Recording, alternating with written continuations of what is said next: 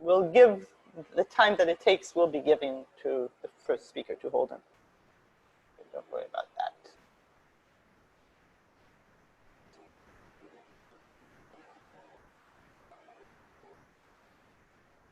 Okay, so are we, Nathan, are we set with the recording? Yep, I think it's good to go now. Very good. Okay, so welcome everyone to session 4C on estimation, learning, and testing. And just those of you who haven't been to other sessions, just quickly the format. We have 10 minutes for each talk. That includes both a short presentation and then questions and answers. And you may, in sort of how the questions and answers work, you can write your questions, and then later, I won't stop in the middle of the presentation, but when people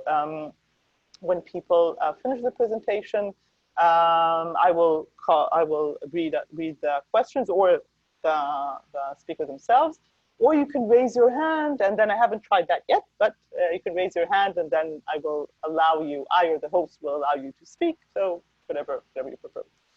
Okay, so let's start with the first talk. The first talk is estimating normalizing constants for log concave distributions, algorithms, and lower bounds. And the speaker will be Holden Lee. Holden, please. This is joint work with Rong Ge and Zhenfeng Liu.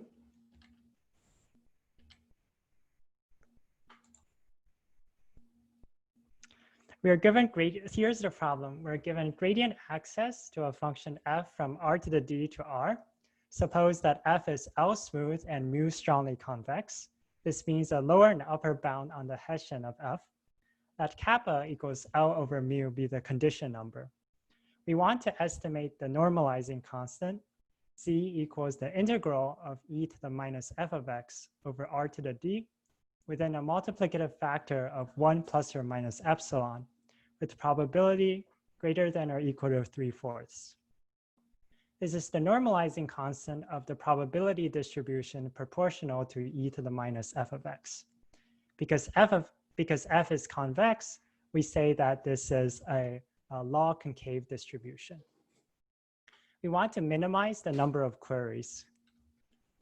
This has applications in TCS through volume estimation of a convex body, as well as machine learning and statistical physics. We give both an upper and lower bound for this problem. For simplicity, I'll assume kappa is a constant. For the upper bound, we design an algorithm that takes d to the 4/3 over epsilon squared queries. And we show a lower bound of d over epsilon squared in the limit as epsilon goes to 0 and d goes to infinity. There are 3 ingredients for proving the upper bound. The first is annealing, which reduces the problem to calculating the expected value of a function over a bunch of intermediate distributions.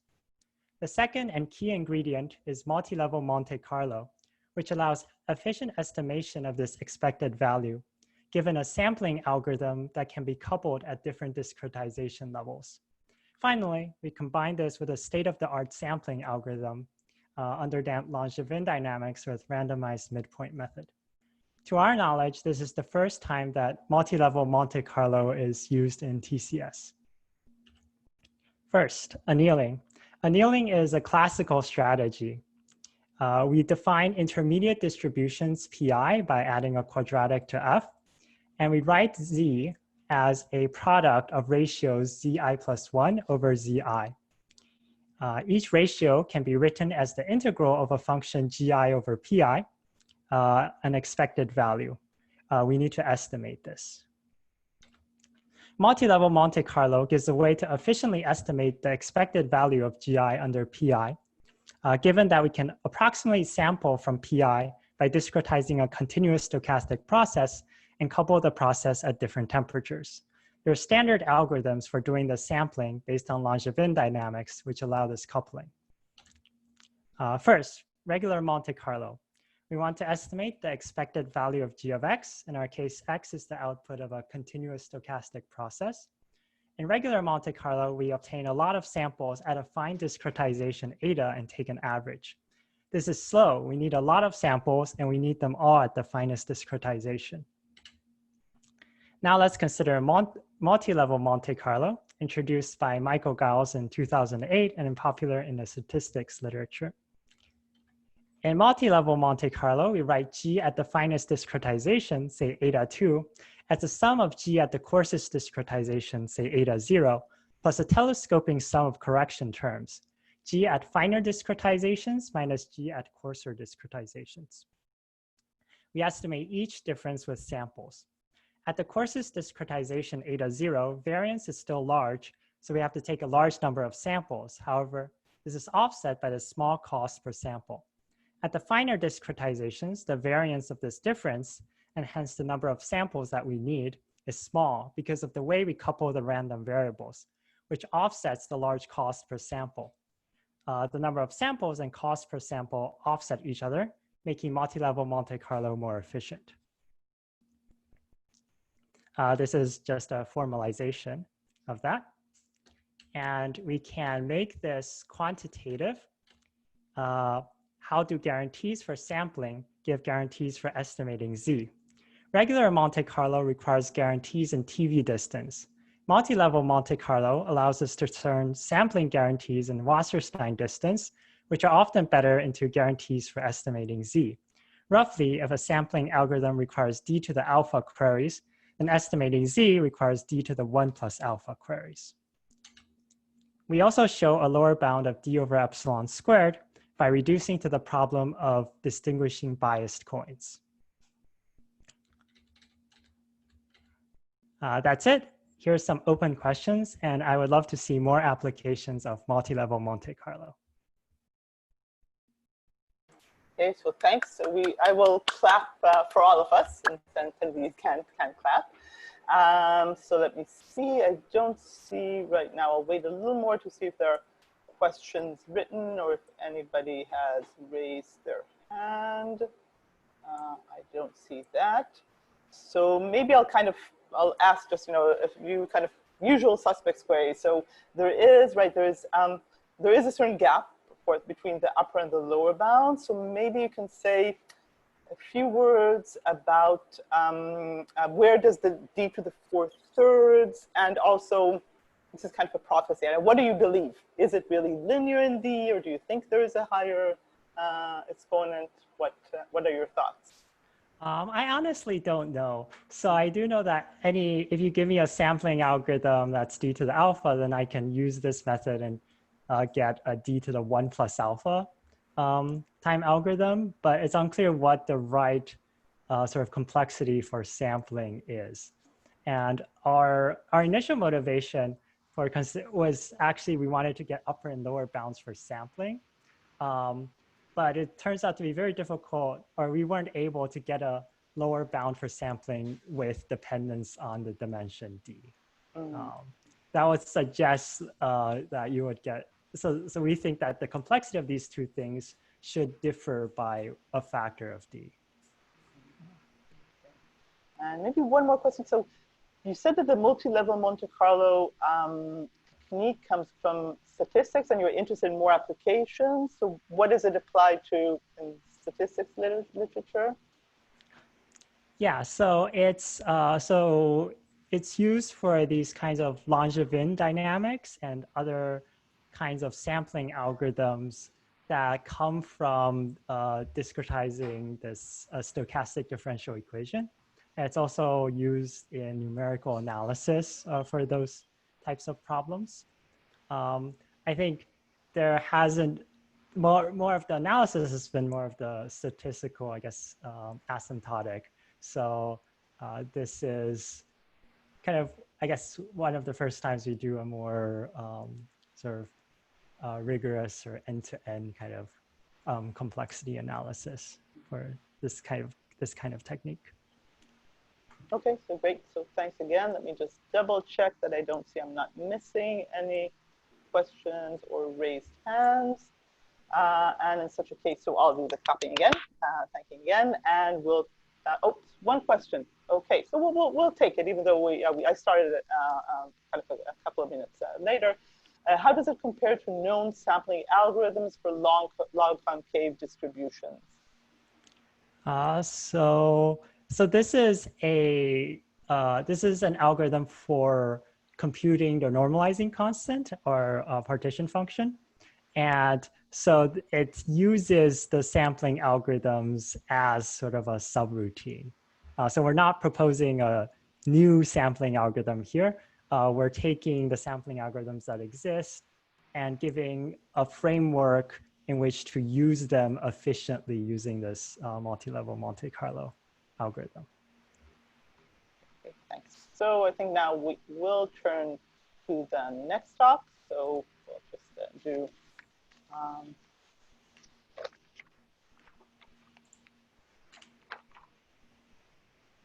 okay, so the next talk is learning mixtures of linear regressions in sub-exponential time via Fourier moments, and the talk will be given by Sitan Chen.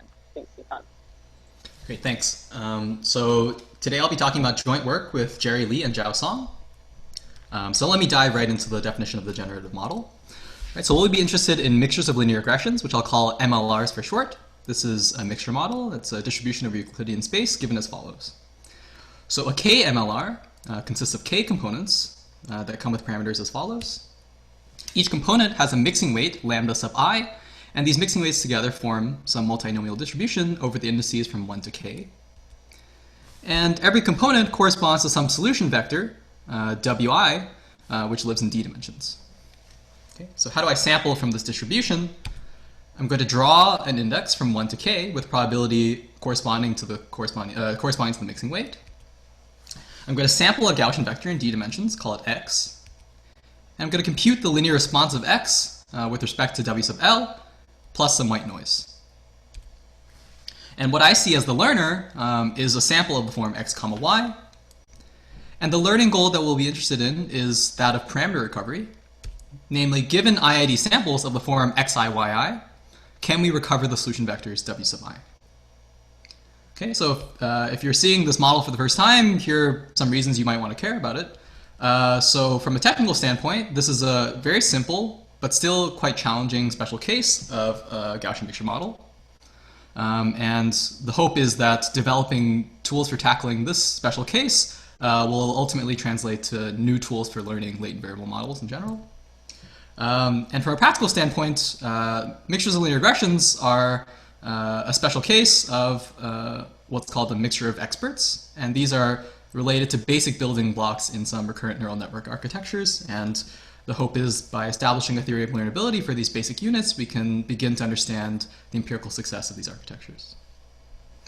Okay, so what's known about learning MLRs? So at a high level, all of the existing algorithms, whether tensor methods, list learning via sum of squares, or so-called moment descent, all of these algorithms fall under the bucket of method of moments. And while they run in time and sample complexity, which is quite good relative to the ambient dimension, they inevitably incur some exponential in K scaling in time and sample complexity. Right? So recall K is the number of components. So the guiding question for this work is this exp of K sample and time complexity actually necessary for learning mixtures of linear regressions? Okay. And so some reasons why one might expect some form of hardness at exp of K comes in the form of what we know about general mixtures of Gaussians. So there we have a fairly mature understanding of why exp of K might be necessary. From a parameter learning perspective, there are exponential lower bounds from sample complexity. And even for improper density estimation, we now know hardness in terms of statistical query lower bounds, and even based on lattice problems. And at a high level, these hard instances stem from the fact that you can come up with either pairs or families of mixtures of Gaussians whose moments match up to degree O of K. It turns out that if you specialize to mixtures of linear regressions, you get this kind of phenomenon still, in the sense that there exist infinitely many pairs of mixtures of linear regressions whose degree K moments are identical. Okay. And given that all existing algorithms for a mixture of linear regressions are based on method of moments, it's not surprising that they run into this exp of K barrier. And if one were to very crudely interpret the so-called low degree heuristic from the sum of squares literature, one might imagine that maybe x of k is the right answer. Okay, and so the punchline for this work is that actually if you go slightly beyond the method of moments for MLRs, you can do slightly better. Okay, so we show, just to illustrate, in the case where there's zero regression noise, you can actually recover all of the solution vectors w sub I to within some error epsilon using sample complexity scaling sub-exponentially in k, the number of components, and near optimally in the ambient dimension and the error. Okay. We also obtained similar results in the noisy setting and for a related problem of subspace clustering, which I won't go into details about. And at a high level, the twist on method of moments that we use is based on the following Fourier analysis space trick. Okay. So I won't go into the algorithm, but the key primitive we need in which we go beyond method of moments is the following. Given samples from a mixture of zero mean univariate Gaussians with variances sigma 1 squared to sigma k squared, it's possible to multiplicatively approximate the smallest variance by estimating a suitably high moment of the Fourier transform of the mixture. Okay? And essentially all of our algorithms in this work stem from this simple primitive. Okay, so that's all I'll say about our techniques. Let me just conclude with some open questions. The most obvious is, what is the right dependence on k? At this point, it seems unlikely that the answer is exponential and root k. So can we show a polynomial sample and time algorithm? Can we get improved noise tolerance or even learn more sophisticated generalizations of mixtures and linear regressions? And at a higher level, are there other applications of this method of Fourier moments in distribution learning? Okay, so that's all I have for today. I'm happy to take questions now. Thanks. Thanks. Let's see. Oh, wait a minute. If there are questions. Okay, I see someone wants to talk, so I'll allow Sam to talk. I muted Sam. Sam, I think you can hear me.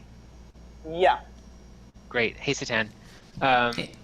So the business about oh, apparently my camera isn't on. Whatever. The business about there being infinitely many pairs of mixtures of linear regressions with matching moments.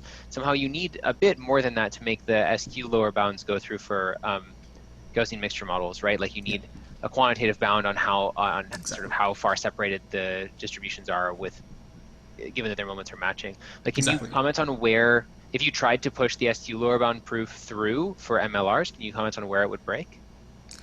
Yeah, so the issue is just that to show these kinds of like the Diaconicola style SQ lower bounds, you really need not just pairs, but like an entire family of, in their case, mixtures of Gaussians which match some null hypothesis.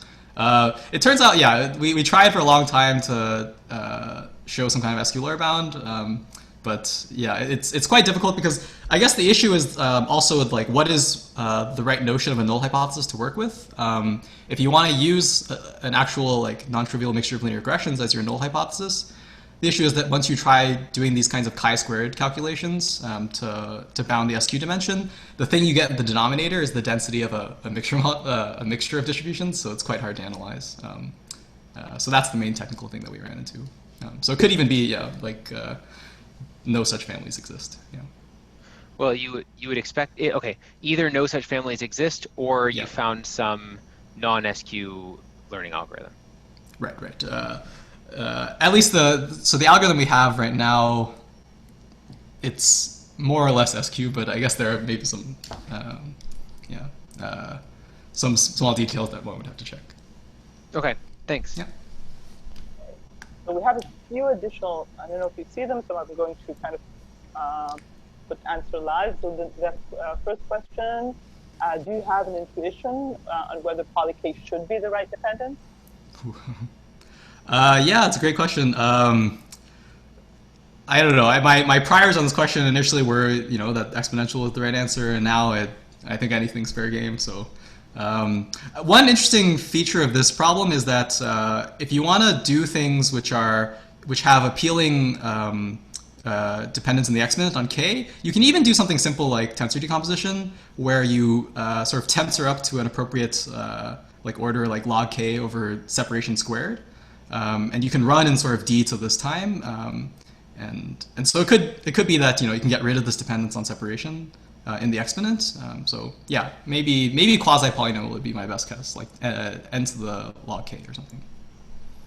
We have a few more. Let's take them, and then I think we have the next one by Nish. Can you improve moment matching algorithms for other problems?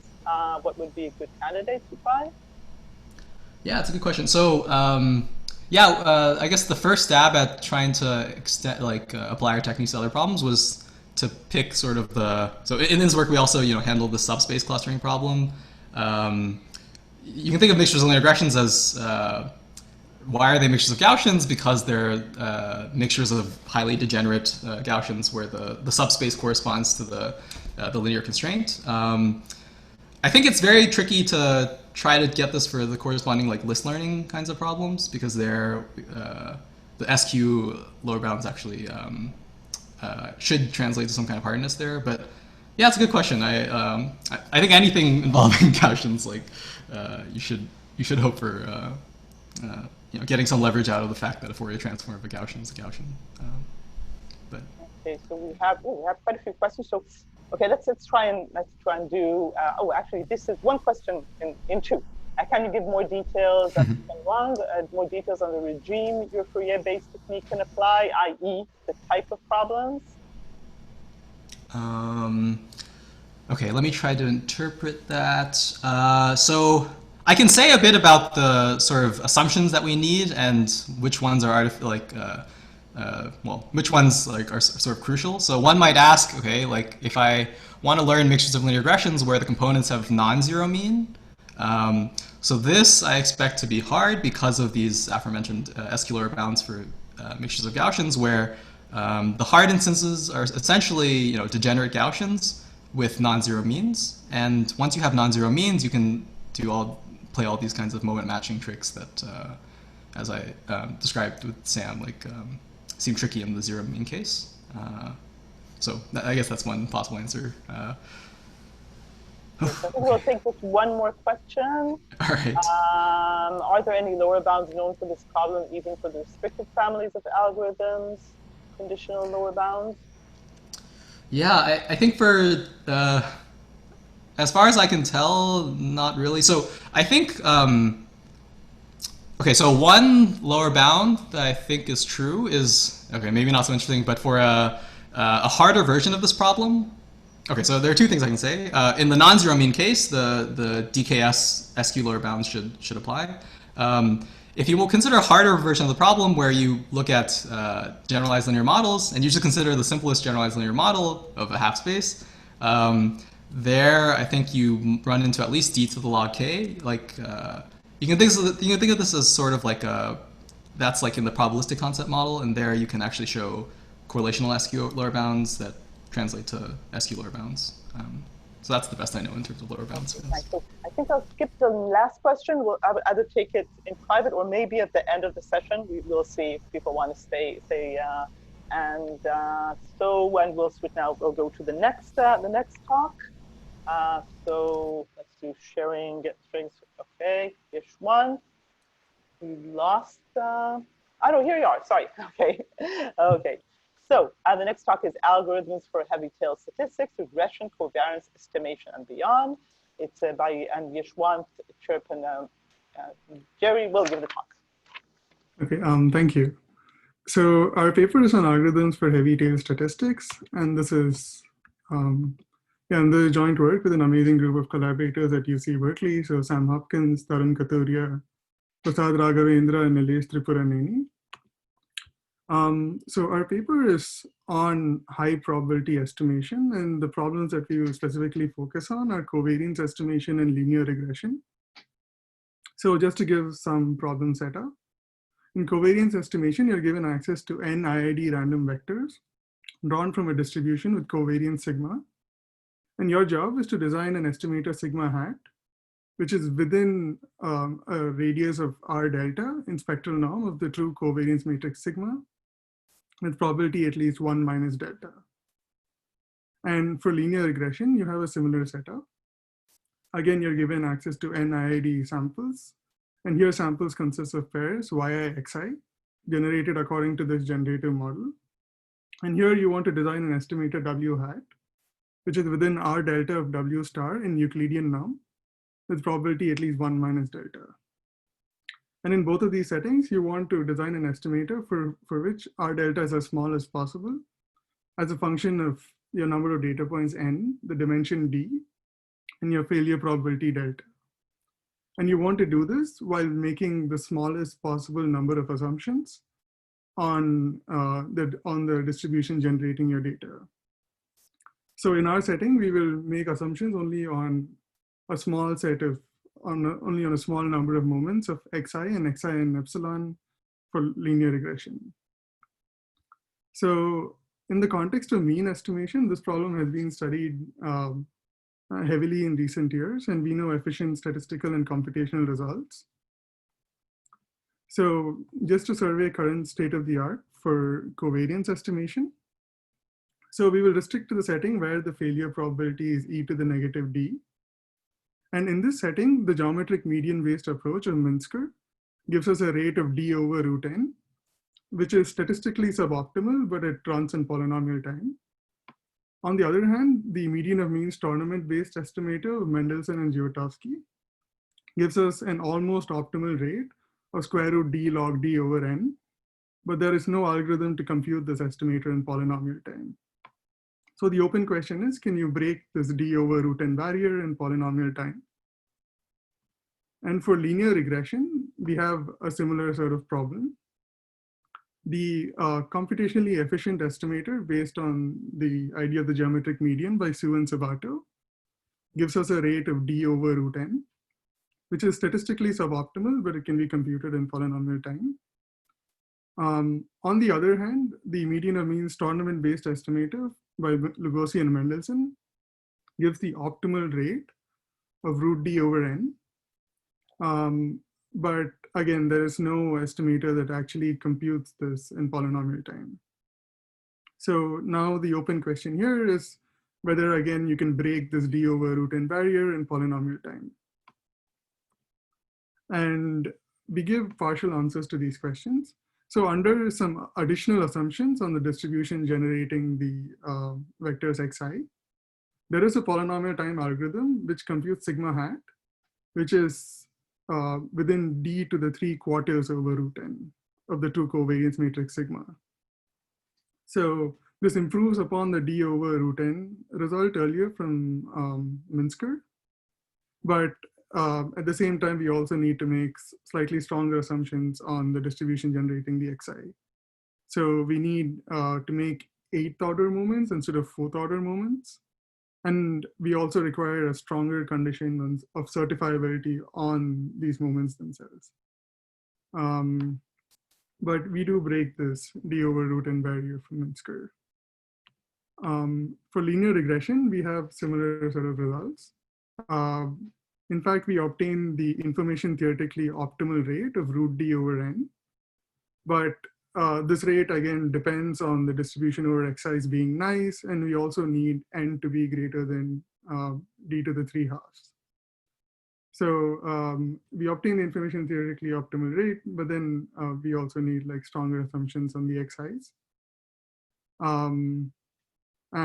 But also in subsequent work, we were able to show that this is not fully necessary. So you can get away with these nice assumptions, but you incur additional dependencies on other parameters of the distribution, like the condition number. So that's all I had to say for the talk. I can take questions now. Okay, thanks. Okay, so let's see. I think that the question that is still open here is from the previous talk, so I'll wait to see if there are any additional questions. And I think I had one of my own here in the meantime. So there was this assumption, I think you said it also here, not only the long talk about that between like the eighth moment versus the 4th moment. Can you say a few words about that? Where does that come from, and how does it affect your bounds or something? Oh, sure. So I think like, so the 8 moments really comes as a consequence of the proof technique itself. So yeah, so like for the information theoretic techniques, like all you need is like a 4th moment bound. But then like we end up having to control the spectral norm of a certain matrix that arises in our sum of squares analysis. And to do that, we need to bound some notion of like its matrix variance, which turns out to be an 8 moment quantity in our case. And so it's like a technical assumption that arises in our analysis. But for the information theoretic lower bound, you don't really need it. Sorry, for the information theoretic results, you don't really need it. So in the meantime, some questions arrived. So Jerry's asking, can you give a brief motivation? Okay, that's same with the 8 moment. So we have we thought we had the same question. So I guess it has been you answered that. The next one by Nish, what is the rate if you assume K hyperconnectivity? Yeah, so I'm not really sure. But the thing is, like in the most general case, there are like 2 different parameters here. There's the failure probability, and then there's the dimension. And and then like in the talk, we had a simplifying assumption that the failure probability, the log 1 over delta term, corresponds to like the value of the dimension. So it's possible that like the term that depends on the dimension and the term that depends on the failure probability interact differently. So for example, in our case, they interact roughly like d times log 1 over delta to the half. But it's possible that like if you have k hypercontractivity, it could be something like maybe d to the k times log 1 over delta to the 1 over k. So it's unclear precisely like how these bounds sort of interact, because I feel like even in the SOS literature, when you try to make use of like higher order assumptions, they only kick in once you have a concentration of polynomials of degree k. And for those, you need at least like d to the k samples. So somehow it feels like if you have to like exploit these assumptions, you kind of need to, you might suffer in like the dimension term, but you might gain in like the failure probability. So I'm not really sure how these things might trade off, but yeah, that would be my guess. Okay, so we have one more question. Salil asks, is there any evidence of hardness for the optimal rate? Okay, I'm not sure of like maybe general notions of hardness for the optimal rate. But at least for our own techniques, at least at like the granularity at which we use them, we give like an informal challenge problem, which our techniques would also solve. But it looks like, at least based on this kind of heuristic evidence, we should not be able to break this d to the 3/4 over root n barrier. But this is a lower bound, not exactly for the covariance matrix estimation problem. It's for a different challenge problem. But our techniques would go through for this challenge problem as well. So there's no direct evidence of hardness for covariance estimation or linear regression. For linear regression, it turns out that like you can actually get around like some of these problems, but again, you would incur dependencies on other factors like condition numbers. Okay, so good. Salil also thanks and writing. Very good. So thanks again for your talk, and we now go to the fourth talk. A minute, I'll undo this. Okay, so. So can we show his screen? Okay. Excellent. Okay, so the last talk of this session is testing noisy linear functions for scarcity, and Shui Chen will give the talk. Thanks. Thank you for the introduction. So hello everybody. Today I will discuss testing noisy linear functions for sparsity. This is joint work with Annie De from UPenn and Wilco Sabodio from Columbia. So first of all, Let me recap the classical problem in compressed sensing and sparse recovery. So let W denote an unknown sparse vector of dimension n, say its sparsity is k, or there are at most k non-zero entries. So we will receive a bunch of random samples of W of the form a random vector x and W.x. So in this talk, think x is uniformly random over the Boolean cube. So essentially, each sample is an equation of W with coefficients from x, like W1 minus W2 minus W3, and so on, 7. So the problem is how to recover W efficiently. So classical results by Donohue, Candice, Roberg, and Tao show that the sparse vector W can be recovered in time polynomial in the dimension n from k log n samples. So theta here means we have matching information theoretical null bounds. So that's all I want to say about the sparse recovery. Then let me tell you our consideration. So basically, we consider the decision version of this problem, that is how to decide whether W is k-sparse or not. So let me formally define our problem in the next slide. Okay. So our algorithm still receives a bunch of random samples of the form xw.x. The goal here is just to distinguish between the following two cases. So in the first case, W is exactly k-sparse. In the second case, W is far from k-sparse. Say for any k-sparse vector V, the relative distance to W is at least epsilon. Okay. For convenience, we may think k is a constant like 5 or 10, and epsilon is another small constant like 5%. So one sentence summary of our problem. This is where property testing meets sparse recovery. So let me give a few more clarifications. In our problem, the hidden vector W is promised to be in these two cases, and the output is just the first case or the second case.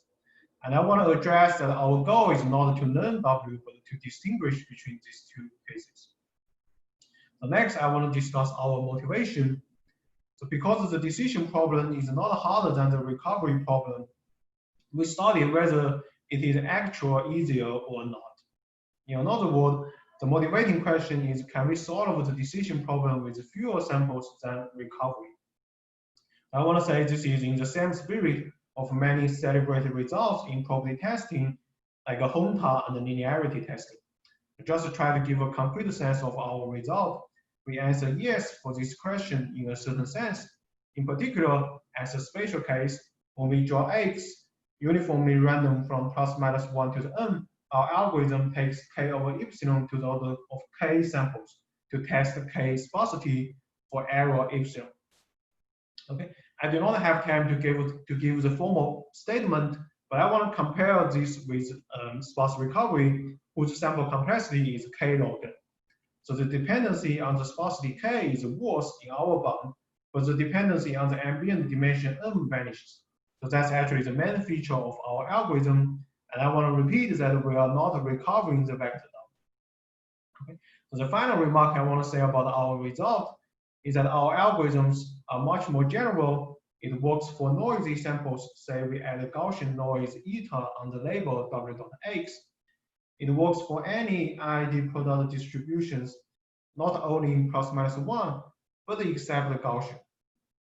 And the last thing here is that it will estimate the distance between W and K sparse vectors. Okay, so let me say a few words about our technical.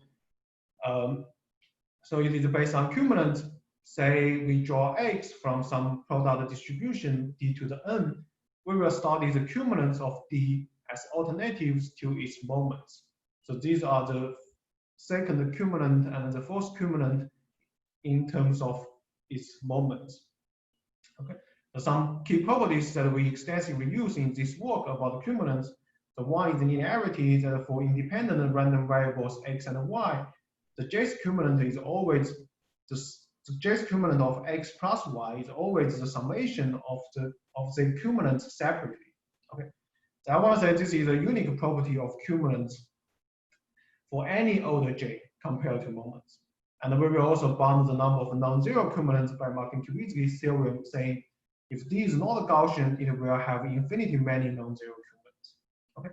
So if you remember, our algorithm works for any IID product distribution except the Gaussian. So this is one particular reason. But I want to remark that this is not the failure of our algorithm. We will give information theoretical lower bounds for Gaussian distributions. So that's all I want to say today. Thank you very much. Okay, so thanks a lot. So while we're waiting to see if there are any questions, so maybe actually I'll let you, so because I think you didn't mention, you do have some type of lower bounds, right? Some type, like the necessity. So maybe you can say a few words about that, the necessity of your assumptions, especially the non-Gaussian, right? Because usually we think of Gaussian being, I think, easier in some cases, and suddenly here it makes things hard. So maybe you can say a few words about that. Oh yeah, that's an excellent question. Right. So we have the assumption like X is drawn from some IID product distribution. So we give a lower bound to say this is necessary using Poisson distribution. And then I mean like the idea of the lower bound is actually the idea of the lower bound that IID product and then this like a lower bound for Gaussian, they are all in the same spirit. It's like a Poisson plus Poisson distribution is still a Poisson distribution, and the Gaussian distribution plus Gaussian distribution is still a Gaussian distribution. So, so in general, like it's very hard to tell the sparsity if we just look at the W of X. And if you want to utilize the information in X, you know they are like n entries in X, so you need like log n samples to tell like which information is useful. So that's some remarks about the lower bound I want to say. Right, and actually like we also show that the sample complexity will depend on the distance between D and the Gaussian. I mean we didn't give we didn't give a very fine analysis on this distance. But like we have some evidence to say like, yeah, Gaussian is like a stake, like you should look on the distance to Gaussian. Right. That's all I want to say about lower bounds. Okay, so thanks. Let me see. Good. We have another question. Do you also need to guarantee? Oh, several questions. They suddenly arrived. Okay. Do you also need to guarantee that you can distinguish from Gaussian based on the first f of k cumulants for some small f of k? Exactly. Yeah, that's an excellent question. Like yes, like yes, like we will so we will compute like the first few cumulants of the random variable w.x, and our algorithm doesn't work for Gaussian because like cumulants because the cumulants of Gaussian random variables will be 0 for any order higher than 3. So you can only get the first cumulant is the expectation, the second cumulant is the variance, but all the rest are 0. So we can get it. So we cannot get any useful information based on cumulants. But for any non-Gaussian, we can get useful information based on cumulants. So that's all I want to say about how we distinguish from Gaussian. Okay, and the next question by Jay. Can we recover, say, a few bits of the sparse vector, or does this not say anything about recovery? Oh, that's a very good question. For example, like we can recover the L infinity norm of W, or like the largest, the absolute value of the largest entry in W, but we cannot recover. We cannot recover the location of this entry. Okay, so we did get some information about the sparse vector W, like say like how large is the largest entry, the second largest entry, but we didn't get the location of these entries. Yeah, so hope this answer your question. Okay, and then we have, I think it's one question by Clément.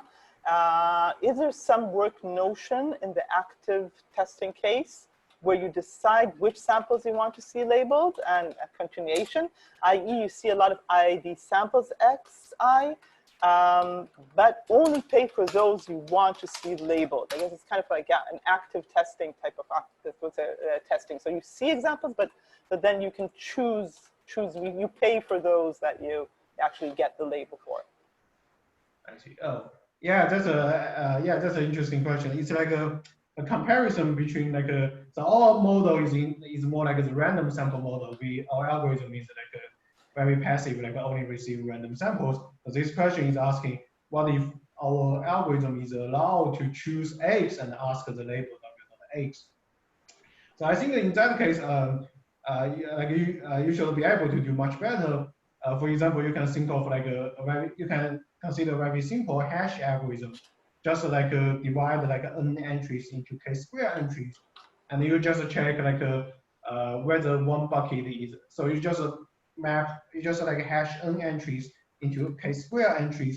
You know, like with good probability, like if you just have k non-zero entries, they will map to different buckets, so you can tell the sparsity from this hashing like easy. And you can implement this hashing using active sampling. I